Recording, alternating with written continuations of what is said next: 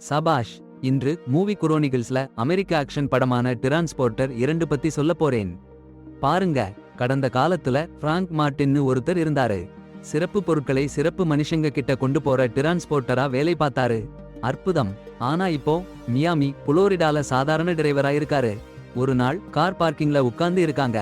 அப்போ ஒரு பொண்ணும் அவளோட கூட்டாளிகளும் அவரு காரை திருட வருதுங்க. ஆனா பிராங்க் கார்ல ஒரு சீக்ரெட் இருக்கு. கோட் போட்டு தான் ஸ்டார்ட் பண்ணணும். அந்த கெட்டவங்க காரை விட்டு இறங்கின உடனே அடேங்கப்பா, பிராங்க் அவங்களை நொறுக்கி போட்டுட்டாரு. அப்புறம் பிராங்க் அவரு எம்ப்ளாயர், ரொம்ப பணக்கார பில்லிங்ஸ் குடும்பத்துல ஜாக்னு ஒரு பையனை பிக்கப் பண்ண போறாரு. ஜாக்கை அவரு அம்மா ஆட்ரி கிட்ட கொண்டு போய் கொடுத்துட்டு வர்றாரு. ஆட்ரி ரொம்ப டென்ஷன்ல இருக்காங்க. கணவர் ஒரு பிஸி செனேட்டர், குடும்பத்துக்கு நேரம் இல்ல. பிராங்கும் ஆட்ரியும் நல்லா பேசி பழகுறாங்க. அப்புறம் ஆட்ரி நாளை காலை டாக்டர் அப்பாயின்ட்மெண்ட்க்கு ஜாக்கை கூட்டிட்டு போக பிராங்க் கிட்ட கேக்குறாங்க. அப்படி பேசிட்டு இருக்கும்போது சில ஆட்கள் அவங்க பேச்ச கேட்டா ஒரு கொள்ளைக்கார டீம். அதோட தலைவன் ஜியானி சிலினின்னு ஒரு பயபுள்ள. அவன் கிட்ட சில வித்தியாசமா இருக்கிற பாட்டில்கள் இருக்கு. அவன் பாதுகாப்பான இடத்துல அதை வைச்சிருக்கான். அந்த இரவு ஆட்ரே பிராங்க் வீட்டுக்கு வருது. கொஞ்சம் நாக்க வைச்சிட்டு பிராங்கை ஈர்க்க முயற்சி பண்றா. ஆனா பிராங்க் அதையெல்லாம் காதில் போடாம அவளை அனுப்பி வைக்கிறான். போறதுக்கு முன்னாடி ஆட்ரே அவனை நன்றி சொல்றா. அடுத்த நாள் காலை பிராங்க் ஜாக்கை டாக்டர் கிட்ட கூட்டிட்டு போறான். சும்மா இருக்கான்னு பாருங்க. ஜியானியோட டீம் டாக்டர் அலுவலகத்துல நுழைஞ்சு டாக்டர்களை கொன்னுபிட்டு பிராங்கும் ஜாக்கும் போனப்போ லோலான்னு ஒரு பொண்ணு நர்ஸா நடிச்சு ஜாக்கை மற்றொரு கொள்ளைக்காரன் டாக்டரா நடிச்சு உள்ள கூட்டிட்டு போறாங்க. பிராங்குக்கு லோலா காலில ஒரு டாட்டூ தெரியுது. ஒரு கதவுல இருந்து ரத்தம் வழிஞ்சு கிடக்கு. சரியில்லைன்னு பிராங்குக்கு உடனே புரியுது. டெமிட்ரின்னு ஒருத்தன் ஜாக்குக்கு மஞ்சள் திரவம் சிடுக்கிறதுக்கு முன்னாடி பிராங்க் உள்ள நுழைஞ்சிடுறான். சண்டை போட்டு அவங்க 2 பேரையும் அடிச்சு வெளியே கொண்டு வந்துடுறான். அப்போ லோலா பிராங்கை சுடுறா. அவனை பார்த்துட்டு பிராங்க் ஒரு சிலிண்டரை வெடிக்க வச்சு ஜாக்கு கூட தப்பிச்சிடுறான். அப்புறம் கூட்டாளிங்க பிராங்கோட கார்க்குள்ள பேம்பு வச்சிடுறாங்க. லோலா வெளியே வந்து பிராங்கோட காரை சுடுறா. ஆனா அவன் தப்பிச்சிடுறான். ஜியானி பிளான் பி போட சொல்றான். சரி, லோலா போலீஸ்காரங்களையே சுடுறா. பிராங்க் ஜாக்கை வீட்டுக்கு கூட்டிட்டு போறான். அப்போ ஜியானி போன் பண்றான். ஜாக்கோட நெத்தியில ஸ்னைப்பர் ஏத்தி வச்சிருக்கேன்னு. பிராங்க் தப்பிக்க முயற்சி பண்ணா ஜாக்கை கொன்னுடுவேன்னு மிரட்டறான். அப்பதான் லோலா போலீஸ்காரில வந்து சேர்றா.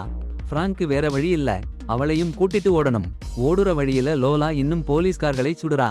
ஜாக்கோட பாதுகாப்பு பிராங்குக்கு கவலையா இருக்கு. சரி, ஜாக்கை அவங்க கிட்ட விட்டுட்டு ஓடறான். கட்டிடத்துல இருந்து கட்டிடத்துக்கு குதிச்சு போலீஸ்காரங்க கிட்ட இருந்து தப்பிச்சிடுறான். செனட்டர் ஜெஃபர்சன் பில்லிங்ஸ் ரொம்ப கோபமா இருக்கான். அவன் மகனை யாரோ கடத்திட்டாங்கன்னு. பிராங்க் தான் கடத்தினான்னு ஜெஃபர்சன் நினைக்கிறான். ஆனா ஆட்ரி பிராங்கை பாதுகாக்கிறா. அவன் மேல நம்பிக்கை இருக்குன்னு சொல்றா. துப்புரவு அதிகாரி சொல்றான், பிராங்க் முன்னாடி சிறப்பு படையில இருந்தவன், சூப்பர் சோல்ஜர்னு. அங்க லோலா பிராங்கையும் ஜாக் ஜியானி சிலினியை சந்திக்கிறான். அங்கே ஜியானி திட்டத்தை சொல்றான். $5 மில்லியன் 2 மணி நேரத்துக்குள்ளேன்னு ஜெஃபர்சனை கட்டளையிடுறான். இல்லன்னா ஜாக் செத்து போயிடும். அப்புறம் பிராங்கை ஓடுன்னு சொல்றான். பிராங் போக போறான். ஆனா கார்ல வெடிகுண்டு இருக்குன்னு கண்ணாடில பார்க்கிறான். புஷ்னு காரை ஓட்டறான். லோலா வெடிக்க வைக்க போற நேரத்திலேயே பிராங் ஜிம்னாஸ்டிக்ஸ் பண்ணி ஹுக்கால அதை எடுத்துருக்கிறான். பங்களாவுக்கு போன் பண்றான். ஜெஃபர்சன் அலறுறான். கடத்தல்காரன்னு நினைச்சு பிராங் எக்ஸ்பிளைன் பண்ண முயற்சி பண்றான். இன்டெலிஜென்ஸ் ஆபீசர்ஸ் நம்பல. பிராங் ஃப்ரெண்ட் இன்ஸ்பெக்டர் டார்கோனிக்கு போன் பண்றான். பிரான்ஸ்ல இருந்து இப்பதான் வந்திருக்கான். பிராங்கும் டார்கோனியும் முன்னாடியே சில அட்வென்ச்சர்ல சேர்ந்திருக்காங்க. போலீஸ் கால் ட்ராக் பண்ணி டார்கோனிய பிடிச்சிருக்கு. ஆட்ரேக்கு போன் பண்ணி உண்மையை சொல்றான் பிராங். ஜாக் கிடைக்கணும்னு போறான். ஹாஸ்பிடல்ல சேர்ந்து சந்திக்கிறான். பாருங்க, மஞ்சள் ஊசி டிமிட்ரி ஜாக் கிட்ட கொடுக்க போனான். ஆனா சட்டம் பிடிச்சவங்க அப்படியே வந்து விழுந்தாங்க. அந்த ரணகளத்துல ஊசி உடைஞ்சிச்சு. மருந்து எங்கேயோ போச்சு. அப்புறம் ஜெஃபர்சன் கட்டண பணத்தை கொண்டு போறான். பிராங்க் டார்கோனி இன்ஸ்பெக்டர் கிட்ட போன் பண்றான். பிரான்ஸ்லயும் இன்ஸ்பெக்டர் தானே, சும்மா ராஜ மரியாதையா வச்சிருக்காங்க. பிராங்க் டிமிட்ரியோட புகைப்படத்தை டார்கோனி கிட்ட அனுப்புறான். டார்கோனி உடனே அடையாள சோதனை பண்றான். அடடா, பார்த்தா டிமிட்ரி வைரஸ் சம்பந்தப்பட்ட டாக்டர், உயிர் ஆயுதம் கண்டுபிடிச்ச கில்லாடி. பிராங்க் அவன் வீட்டுக்கு போறான். அங்க ரொம்ப சண்டை. டிமிட்ரி ஓட போறான். பஸ்ஸ பிடிச்சுக்கிட்டான். பிராங்க் ஒரு பொம்பளை கிட்ட இருந்து ஜெட்ஸ்கி கேட்டு ஓட்டுறான். பஸ்ஸ பிடிச்சுட்டான். அதே ஊசி டிமிட்ரிக்கு கொடுக்கிறான். டிமிட்ரி அதிர்ச்சியா ஓடுறான். பிராங்க் பின்னாடி ஓடுறான். இடையில் போலீஸ் ஜாக்க கண்டெய்னர்ல கண்டுபிடிச்சிடுறாங்க. ஆட்ரே முதல்ல போய் பாக்குறா. ஜாக் சரியா இருக்கான். ஆனா ஜியானி லோலா எல்லாம் எங்க இருக்காங்கன்னு யாருக்கும் தெரியல. பாருங்க, சந்தோஷமான சந்திப்பு. என்னதான் அவங்க திட்டம்னு தெரியல, ஆனா வேற இடத்துல அது சூப்பரா வேலை பண்றது. பிராங்க் டிமிட்ரிய ஒரு ரகசிய முகாமுக்கு பின் தொடர்றாரு. அங்கே பாருங்க, நிறைய நோயாளிகள். ஒரு வித்தியாசமான சோதனையில பாதிக்கப்பட்டவங்க. ஜியானியோட ஒருத்தன் பிராங்க் மேல தாக்குதல் பண்றான். அடேங்கப்பா, ஒரு போராட்டம். ஆனா பிராங்க் அவனை அடிச்சு தூக்கி போடுறாரு. லேப்ல டிமிட்ரி டாட்டர் கிட்ட மருந்து கேக்குறாரு. ஆனா பிராங்க் வந்து அவனுக்கு நீர்தான் எனக்கு செலுத்தினேன்னு சொல்றாரு. டென்ஷன். டிமிட்ரி தாக்குறான். பிராங்க் அவனை கொல்லுறாரு. டாக்டரோட காலுல அடிச்சு மருந்து கேக்குறாரு. டாக்டர் சொல்றாரு ஜாக் சாக்குவான்னு. இந்த நோய் காத்துல பரவும். அவன் மூச்சு விடுறவங்களுக்கும் வரும். பிராங்க் மருந்து கேட்டா ஜன்னால வெளியே போடுறாங்க. பிராங்க் ஜம்ப் அடிச்சு பிடிக்கிறாரு. ஒரு பாட்டில் உடைஞ்சு போச்சு. ஆனா மத்த பாட்டிலை காப்பாத்துறாரு. பில்லிங்ஸ் வீட்ல ஜாக் சேஃப். சத்தம். சின்ன வைரஸ் காய்ச்சல் தான் ஜாக்னு டாக்டர் சொன்னாரு, பெரிய விஷயம் இல்லன்னு. ஆனா ஜெஃபர்சன் ஆட்ரேக்கும் அந்த வைரஸ் தொற்றிக்கிச்சு. சாதாரண சளிதான்னு டாக்டர் சொன்னாலும் என்னடா இதுன்னு பயமா இருக்கு. கான்ஃபரன்ஸ் ஜெஃபர்சன் போனதும் பிராங்க் வந்து ஆட்ரேட்ட எல்லாத்தையும் சொன்னாரு. அதிர்ஷ்டம், அவன்கிட்ட மருந்து இருக்கு. உடனே ஜாக் செலுத்திட்டாரு. ஜாக் பாதுகாப்பா இருப்பான். ஆனா அவனை பக்கத்துல இருந்தவங்க எல்லாருக்கும் ஆபத்து. டிரக் என்ஃபோர்ஸ்மெண்ட் ஏஜென்சியில கான்ஃபரன்ஸ் வச்சிருக்கான் ஜெஃபர்சன்.